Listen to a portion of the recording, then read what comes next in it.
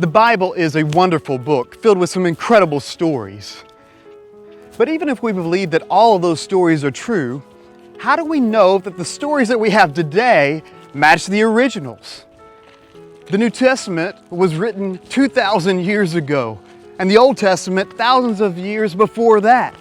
How do we know that over all those thousands of years the text didn't become corrupted? Well, that's a good question, and one which I've often asked. And here at Qumran is an excellent place to explore that question. Now, you may not have heard of Qumran, but you've probably heard of the Dead Sea Scrolls. In 1947, a Bedouin shepherd boy named Muhammad was out taking care of his flocks, and the goats that he was taking care of got a bit too high up on the hill. And so he threw some rocks at the flocks, hoping to get their attention. And when he threw that rock, it went into a cave, and there was a sound of something breaking. And within that cave, what had broken was a piece of pottery that contained within it one of the greatest archaeological finds of the 20th century, the Dead Sea Scrolls. The Dead Sea Scrolls were important because contained within these scrolls were the oldest copies of the Hebrew manuscripts that had been found year to date. In fact, these scrolls predated the previous earliest found manuscripts of the Hebrew Bible by more than 1,000 years. Now, when the shepherd boy and the Bedouin community first found these scrolls, they didn't know their value. In fact, they were going to take the scrolls because they were made out of leather and make shoes out of them. And different parts of the scrolls were sold off around the country to different vendors. But pretty soon, people began to notice the value of these scrolls, and there became a concerted effort to gather these scrolls together into one collection. And they began to explore the other caves that are found in this area. And over time, there were 11 caves that were found and explored, and there were more than 1,000 manuscripts or texts that were found in these caves, including 600 scrolls and hundreds of fragments. So who was this Qumran community?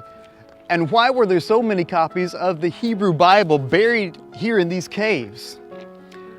Well, to answer that question, it's helpful to understand more of the world of the New Testament. Now, the ancient Jewish historian Josephus mentions three different groups, religious groups of Jews during the time of Jesus. One group was the Pharisees. Now, the Pharisees accepted as their canon, their scripture, all of the books of what we would today call the Old Testament. And they went beyond that, and they included in their canon what was called the oral tradition. That is, the teachings of the rabbis that were passed down generation to generation. The second group was the Sadducees. And the Sadducees accepted as their canon, their scripture, only the first 5 books of the Old Testament. And so there were many beliefs that other Jews believed in that they did not believe in or agree with. The third group was the Essenes, who were a type of anti-establishment group. They didn't agree with the fact that there was not a Davidic king on the throne, and the fact that the priesthood was corrupt, passed down from person to person by the Romans based upon political calculations. They lived out in the desert as a strict monastic community, seeking to live lives of holiness and purity, withdrawing from the cities and living out in the countrysides. And they engaged in a number of ritual washings and shared many things in common. And they faithfully wrote out the scriptures, copying them day after day, living as an end-time community, waiting for the Messiah who was to come. And it is thought that this Qumran community was a part of this Essene group, or an offshoot of it. And the manuscripts at Qumran point towards this connection.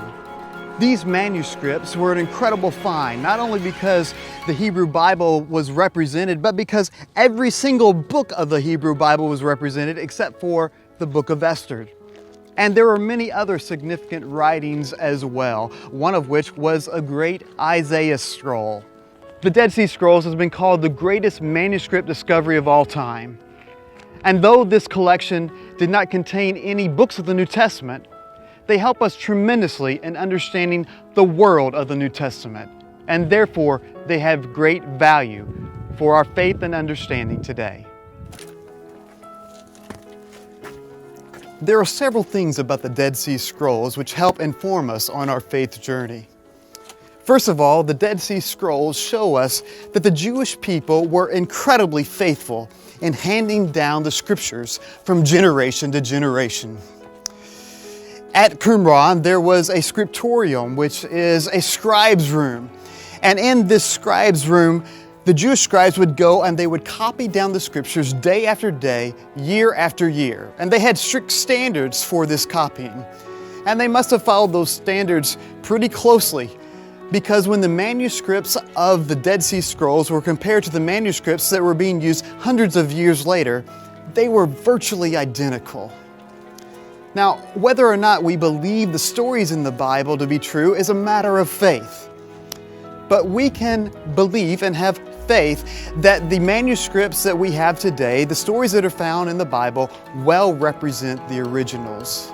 In fact, when you compare the number of manuscripts that the New Testament has to the number of manuscripts that other ancient documents have, such as Homer or the Iliad or even Shakespeare, there are far more manuscripts of the New Testament than those documents and virtually any other ancient document. And those other documents are documents which we usually don't question, we accept on faith. In the end, whether we believe the Bible and the teachings that are found in them and want to live them out is a matter of faith. And faith is a choice that each of us gets to make.